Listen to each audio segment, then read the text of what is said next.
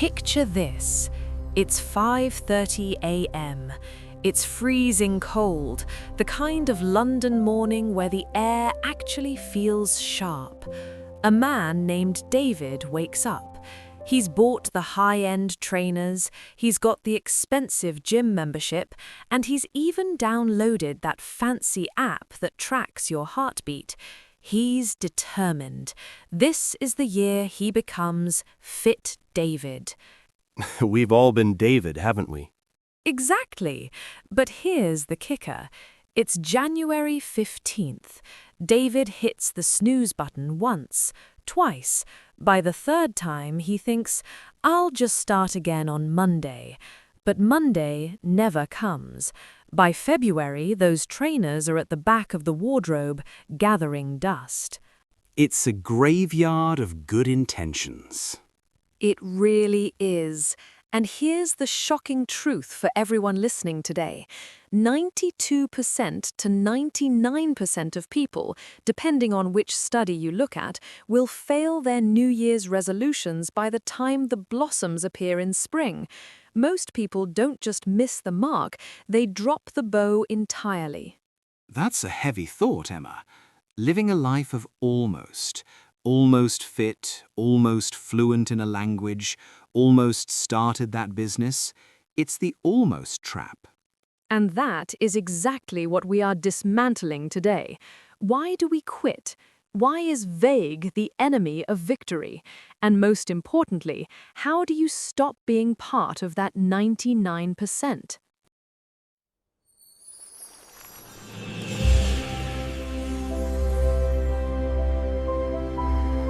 Hello, and a massive welcome back to English Way Up. I'm Emma, and I am absolutely thrilled to be sitting here in a very rainy London today with my dear friend and behaviour expert, James. Cheers, Emma. It's brilliant to be here. Although I must say the rain is particularly British today, isn't it? Oh, it's bucketing down, as we say. But look, whether you're listening to us while commuting through the neon lights of Tokyo, grabbing a croissant in Paris, or perhaps enjoying a sunny morning in São Paulo, we are so glad you've joined our global circle. We see you in Amsterdam, we see you in New York. Wherever you are, pull up a chair. Today's topic is a bit of a tough love session. We're talking about why we fail.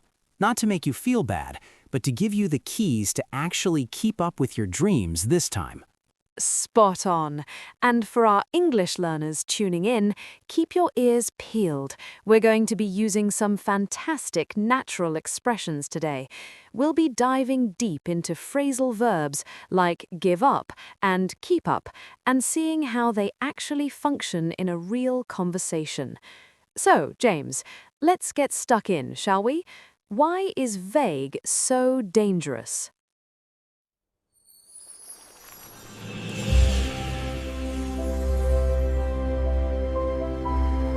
You know, Emma, I often ask people what their goal is, and they say, I want to be successful, or I want to speak better English. My immediate response is always, what on earth does that actually mean? Right. It's like saying, I want to go to Europe. Okay, but are you going to the mountains in Switzerland or a beach in Portugal? You can't pack your bags if you don't have a destination. Exactly. Vague goals are the ultimate get-out-of-jail-free card for our brains. If you don't define what better English looks like, your brain doesn't have a map. When things get difficult, and they always get difficult, you just drift. I've noticed that with my students. They say, Emma, I want to be fluent. And I say, right, but does fluent mean ordering a coffee without shaking? Or does it mean debating international law? Because those are two very different journeys. It's about the vagueness trap. Our brains are wired for efficiency. Or, let's be honest, laziness. If a task is fuzzy, the brain sees it as a threat or a waste of energy, so it convinces you to give up before you've even broken a sweat. I love that phrase. The brain sees it as a threat. So when we aren't specific, we're actually triggering our own resistance. Precisely. I remember a client in London. Let's call him Mark. Mark wanted to get into shape. He went to the gym 3 times, felt a bit tired, and quit. Why? Because getting into shape doesn't have a finish line. He didn't know if he was winning or losing. That's such a great point. Without a metric, you're just running in the dark. In English, we'd say he was beating around the bush with his own life. He wasn't getting to the point. Exactly. He was avoiding the hard definition. To succeed, you have to be surgically precise. Instead of, I want to learn English, try, I want to be able to give a 5-minute presentation about my job in English by March 31st. Ooh, I felt that. That puts a bit of healthy pressure on you, doesn't it? It makes it real.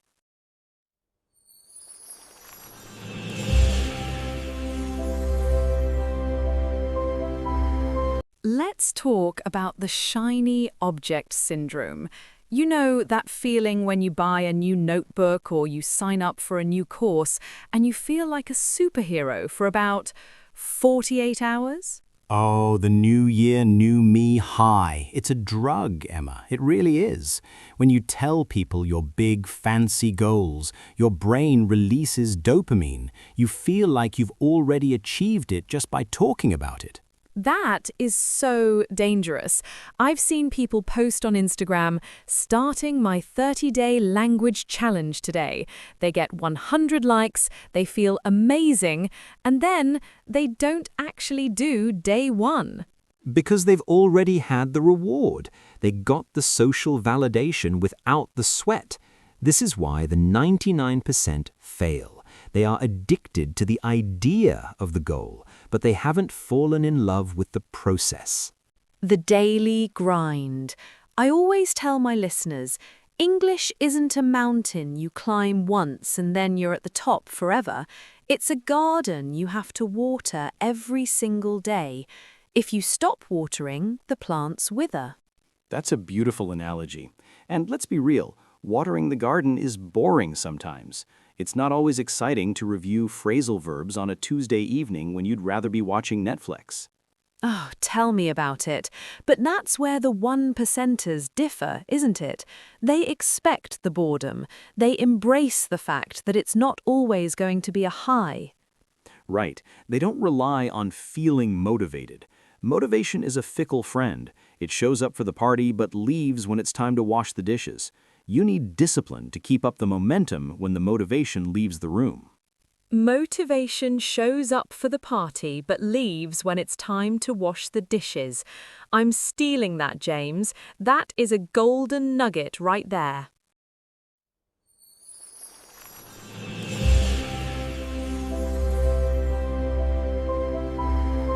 Now, I want to touch on something I think hits our perfectionists out there. Whether you're in Tokyo or Berlin, perfectionism is a global epidemic. It's the all-or-nothing mindset. Oh, this is a big one. It's that internal voice saying, I missed my study session yesterday, so the whole week is ruined. I might as well eat this entire chocolate cake because I missed one workout. It's so true. It's like if you dropped your phone and got a tiny crack on the screen, and then you thought, well, the phone is ruined now, and you started smashing it against the pavement until it was in pieces. It sounds ridiculous when you put it like that, but that's exactly how we treat our goals. We have one bad day, and we decide to give up entirely. We think if we can't be perfect, we shouldn't bother at all. I see this with English learners all the time. They make one grammar mistake in a meeting, they feel embarrassed, and then they don't speak again for a month. They think if it's not perfect, it's a failure. But James, why is our brain so dramatic about this? It's a psychological trap called dichotomous thinking.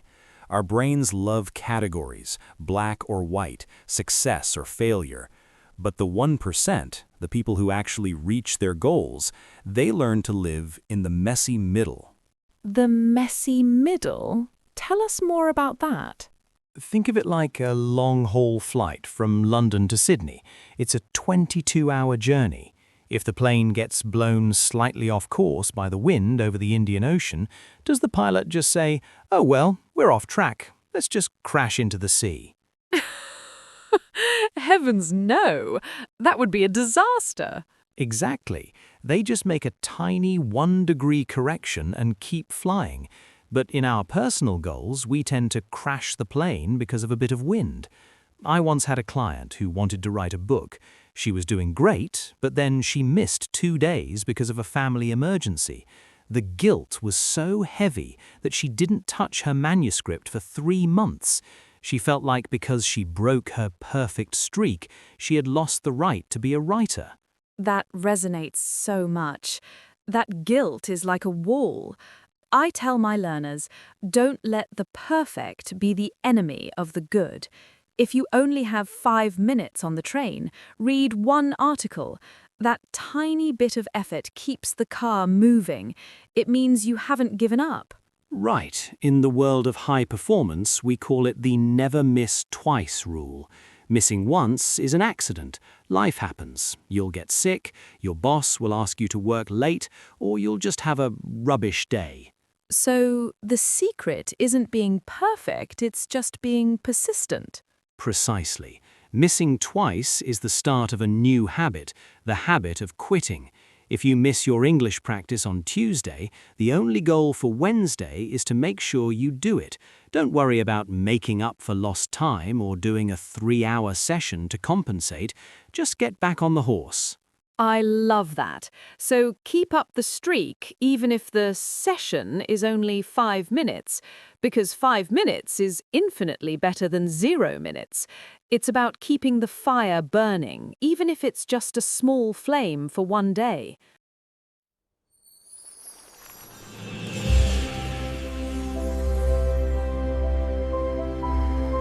Let's get a bit controversial now, James.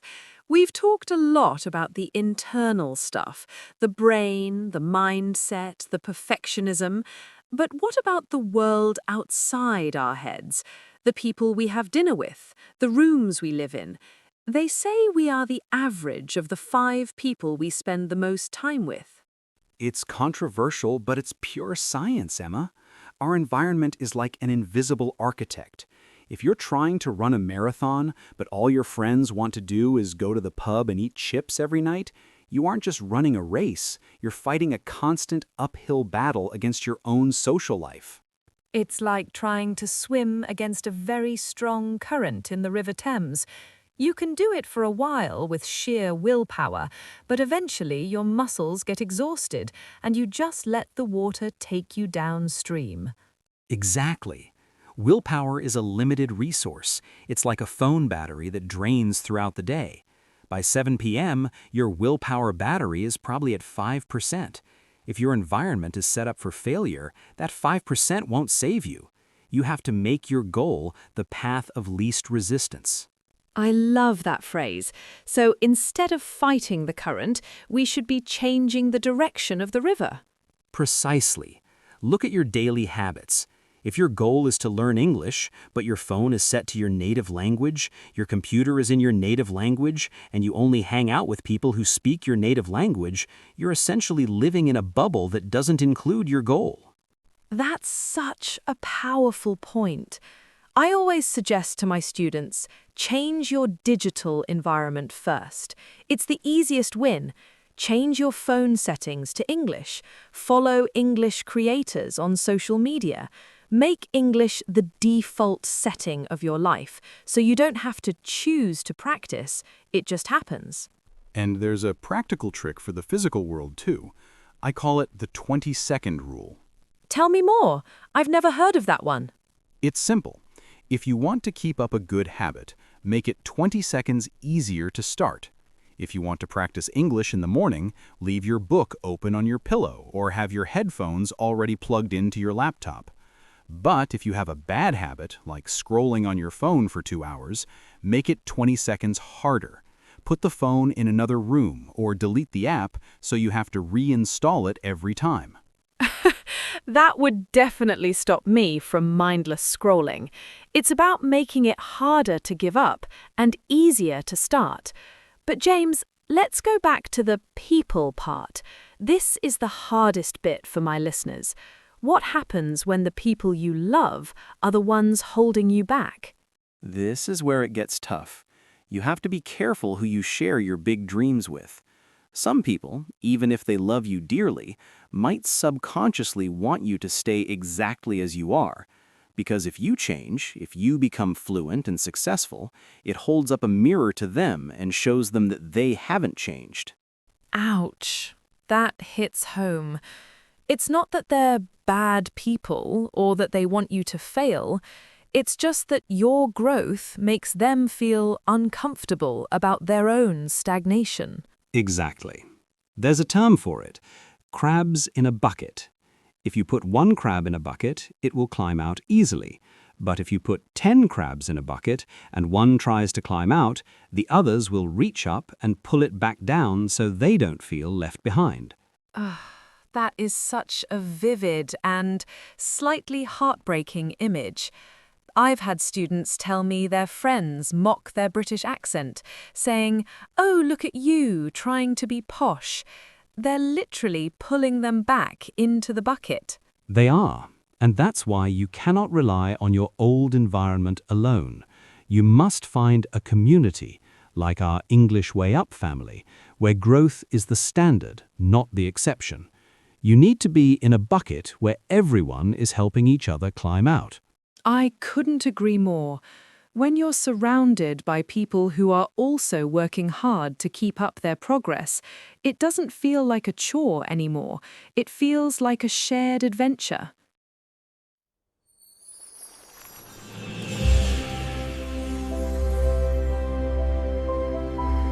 We're coming into the strong stretch here, James, and I feel like we've saved the most powerful piece of the puzzle for last. We've talked about being specific, avoiding the dopamine trap of social media, and managing our environment. But there's a deeper level to all of this, isn't there? It's not just about what we do, it's about how we see ourselves in the mirror. You've hit the nail on the head, Emma. This is what I call the secret sauce of the 1%. Most people who fail focus entirely on the outcome. They say, I want to lose 10 kilograms, or I want to get an 8.0 on the IELTS exam. Those are results, but results are lagging indicators. The 1%ers, they focus on identity. That sounds deep. Could you break that down for us? How does changing my label change my life? Think about it like this. Imagine two people are trying to quit smoking. Someone offers them a cigarette. The first person says, "No thanks, I'm trying to quit." It sounds reasonable, right? But that person still identifies as a smoker who is trying to be someone else. They are using willpower to fight their own identity. And the second person? The second person says, "No thanks, I'm not a smoker." See the difference? They aren't trying to do anything. They have simply shifted their identity. A non-smoker doesn't need willpower to say no to a cigarette. It's just not who they are. When you shift your identity, your actions follow naturally. That is a complete game changer for English learners. Instead of saying, "I'm trying to learn English," which sounds like a heavy, never-ending chore, you start saying, "I am a communicator," or "I am a language learner." Exactly. A runner doesn't wake up and have a long debate with themselves about whether they should go for a run today. They don't wait for motivation to strike. They just go because that's what a runner does. It's part of their daily rhythm. Nods. It becomes part of your DNA. I can actually share a personal story here. When I first started the English Way Up channel, I struggled with massive imposter syndrome. I'd sit in front of the camera and think, who am I to teach people? There are millions of teachers out there. I felt like a fraud. That's so common, Emma. Even the most successful people feel like that in the beginning. It was paralyzing. But then I made a conscious decision. I stopped saying I'm trying to be a YouTuber, and I decided I am a teacher. This is my craft. Once I accepted that identity, I couldn't give up just because a video performed poorly or someone left a mean comment, because a teacher keeps teaching, regardless of the likes or the algorithm. I was no longer looking for external validation, I was just fulfilling my identity. That's it. You didn't let the external noise dictate your internal value.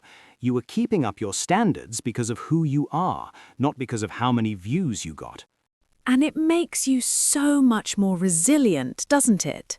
Absolutely. For everyone listening right now, if you've had a rubbish day with your English, maybe you forgot a simple word or felt stuck in a conversation, don't say, I'm bad at English. That's a dangerous identity. Instead, say, I'm a learner who had a tough day. I love that. It's so much kinder, isn't it? It allows room for growth. If you identify as a lifelong learner, then a mistake isn't a failure, it's just data. It's just a lesson you haven't mastered yet. It's a vote for your future self. Exactly. And I'm glad you mentioned votes. That's the practical way to build this. Every action you take is a vote for the person you want to become. You don't need a landslide victory today. You don't need to be perfect. You just need to make sure the majority of your votes go to the new identity. So, if I listen to this podcast for 20 minutes, I've just cast a vote for my identity as an English speaker? Precisely. And if you learn one new phrasal verb today, that's another vote. You don't give up on a puzzle just because one piece doesn't fit immediately. You don't say, I'm not a puzzle solver. You just look for a different piece. You keep playing the game. Cast a vote for the person you want to become. That is a golden nugget if ever I heard one. It takes the pressure off performing and puts the focus on evolving.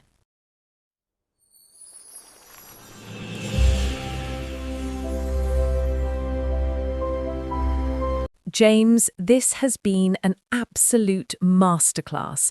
My head is spinning with ideas, and I hope yours is too, wherever you are in the world. Before we wrap up, let's look at those 2 phrasal verbs we've been weaving through our chat. Good idea. Let's look at give up first. Right. To give up means to stop doing something before you've finished it, usually because it's too hard. It's a total cessation of effort. For example, he gave up smoking, which is a good thing, or she gave up on her dreams, which is what we want to avoid. And then we have keep up. This one is about maintenance and pace. To keep up means to continue doing something at the same functional level. For example, it's hard to keep up with the fast pace of London life. Or, in our context, to reach fluency, you have to keep up your daily practice. Perfect. Think of it like this. If you give up, you stop the car. If you keep up, you stay on the road, even if there's traffic. Brilliant. So, Emma, what are our golden nuggets for the listeners today? 1. Be specific. Stop being vague. Define your victory. 2. Process over prize. Don't just love the New Year high, learn to love the Tuesday night study session. 3. Never miss twice. Life happens, just don't let a mistake become a habit. 5. Environment is everything. Surround yourself with growth, not goal killers. 5. Identity first. Stop trying to be something, start being it. And remember, the 99% fail because they look for an exit. The 1% succeed because they look for a way through. What a way to end. James, thank you so much for joining me today. This has been a treat. My pleasure, Emma. Happy learning to everyone out there. And to all of you listening in Tokyo, São Paulo, London, and beyond, thank you for being part of this journey. If you found this helpful, don't forget to hit that subscribe button and join our English Way Up community. We're here every week to help you keep up your progress and find your voice in English. Until next time, keep learning, keep growing, and don't you dare give up. Bye for now. Goodbye.